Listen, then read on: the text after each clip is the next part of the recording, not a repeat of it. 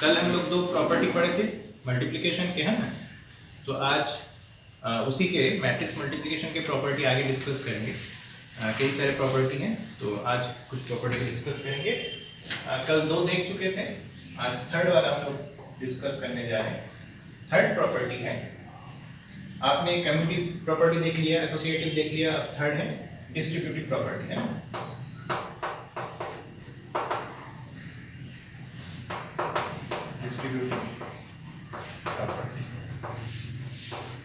अब ये क्या कहता है, अगर हमारे पास तीन मैट्रिक्स हैं, कितने मैट्रिक्स हैं? तीन। एक है ए, जिसको हमने ले लिया,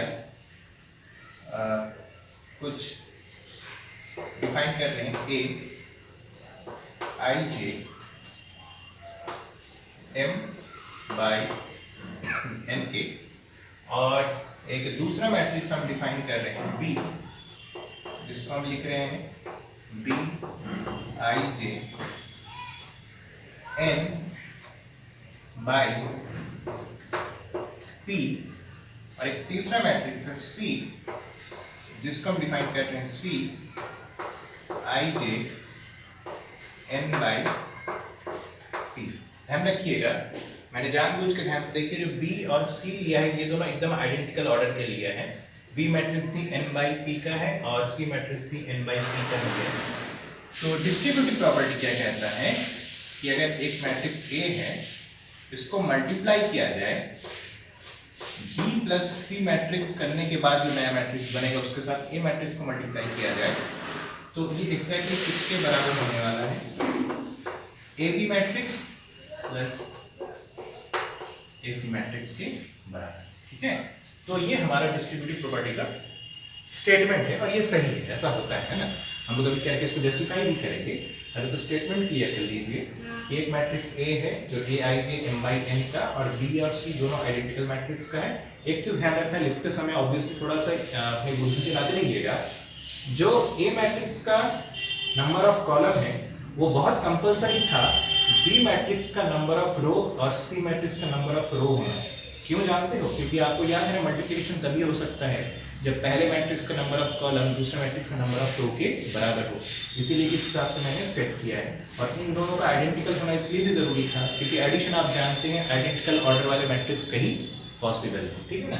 अब इसको हम लोग वैलिडेट करते हैं कि ये सही है और उसको जस्टिफाई करते हैं। ठीक है, तो देखिए हम लोग यहाँ से लेके चलेंगे A into B plus C matrix की कहानी समझेंगे। तो A into B plus C matrix का जो आई जे टर्म होगा वो कैसे पता चलेगा? तो आप जानते हैं सब, ये एक अपने आप में A एक मैट्रिक्स है, B प्लस 6 एक नया मैट्रिक्स है। ठीक है ना। तो इसको कैसे लिखेंगे? Summation R goes from N to कहाँ तक जाएगा? N तक। ठीक है ना, N, और यहाँ पे क्या लिखेंगे? A I R into B प्लस सी मैट्रिक्स का R J टर्म तक आपको जाना पड़ेगा। Am I clear? यही डेफिनेशन है मल्टीप्लिकेशन का। सिंपल, मैंने कुछ भी ऐसा नया नहीं किया है, सिंपली एक मैट्रिक्स का दूसरे मैट्रिक्स के मल्टीप्लिकेशन पे लॉजिक लगा दिया। Am I clear? ठीक है, बस इसमें थोड़ा सा आप एडिशन के लॉजिक भी लगा दीजिए कि दो मैट्रिक्स के एडिशन करने के बाद उसके आई जे टर्म का लॉजिक लगा दीजिए। तो इसके एक्सपेंशन क्या बनने वाला है? समेशन R 1 to N, इसमें हम लिखेंगे A I R, और इसको मैं लिख सकता हूँ B R J plus C R J। मैंने कुछ भी नहीं किया, सिंपली एडिशन का मैंने रूल लगा दिया है। एडिशन का मतलब जो निकलता है कि करस्पॉन्डिंग एलिमेंट्स को क्या करना रहता है? जोड़ना रहता है। तो मैंने वही काम कर दिया है। अच्छा, ये एक चीज जानते हो, नंबर्स जो है उस पर डिस्ट्रीब्यूटिव प्रॉपर्टी आसानी से लग जाता है। ये अब नंबर्स हो गए हैं ना, एलिमेंट्स जो हैं तो कोई ना कोई नंबर्स हैं, और नंबर के लिए आप जानते हैं जैसे 3 इंटू अगर 4 प्लस 5 लिखा हुआ है तो इसको 3 इंटू 4 प्लस 3 इंटू क्या लिख सकते हैं? 5 जैसा लिखा जा सकता है। तो बस डिस्ट्रीब्यूटिव प्रॉपर्टी नंबर्स पे लगा देते हैं। तो ये क्या बनने वाला है? Summation of R 1 to N, ये क्या बन गया? A I R B R J प्लस A I R C R J. Am I clear? अब समेशन दोनों पे लगा दीजिए अलग अलग, ब्रैकेट ओपन करके, तो summation R 1 to n A I R B R J plus summation R from 1 to n A I R C R J. Am I clear? यहाँ तक की कहानी सबको क्लियर हो ही गया होगा। तो बस ये क्या लिखा है, दो मैट्रिक्स का मल्टीप्लिकेशन तो लिखा है, कौन कौन से, ए इंटू बी मैट्रिक्स का आई जे टर्म है प्लस ये ए इंटू सी मैट्रिक्स का आई जे टर्म है। तो ध्यान से देखो जरा, लेफ्ट हैंड में क्या लिखे चले थे कि A into B plus C matrix का आई जे टर्म इसके बराबर हो गया है। तो इसका मतलब यही निकला कि A into B plus C matrix जो है वो A B matrix plus A C matrix के बराबर होगा। Am I clear? ठीक है, तो देखो अगला लॉ हमारा क्या कहता है, एक आइडेंटिटी मैट्रिक्स है जो कि एम ऑर्डर का है। एम ऑर्डर मतलब आइडेंटिटी मैट्रिक्स स्क्वायर मैट्रिक्स होता है m by m का। एक दूसरा मैट्रिक्स है आइडेंटिटी मैट्रिक्स जिसका ऑर्डर है n by n या फिर सीधे सीधे in कह दो, ठीक है। और एक मेन मैट्रिक्स जो हमारा है वो है ए मैट्रिक्स, जिसको डिफाइन किया है aij = m by n। तो ये लॉ ये कहता है सिंपली, अगर हम identity matrix of M order को ए के साथ मल्टीप्लाई करेंगे वो किसके बराबर होगा, अपने आप में ए मैट्रिक्स के बराबर ही होगा।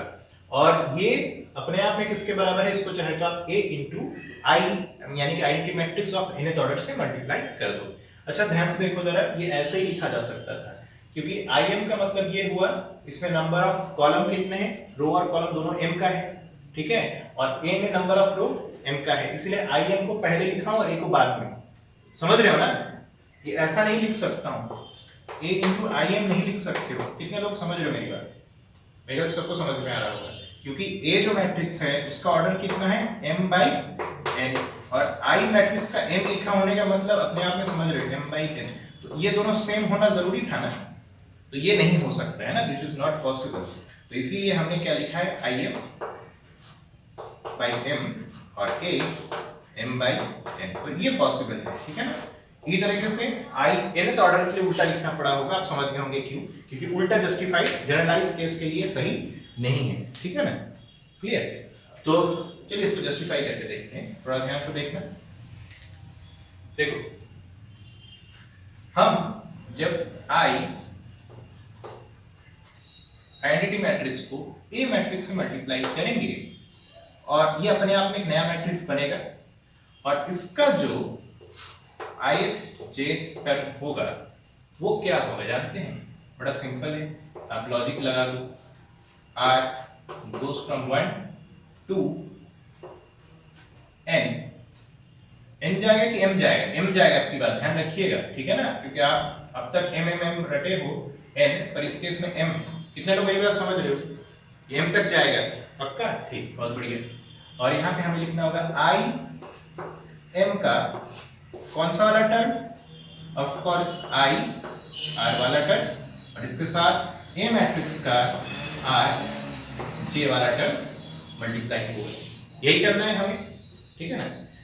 इसका ना थोड़ा सा एक्सपेंशन करेंगे, मतलब इसको हम खोलना पसंद करेंगे आपकी बात।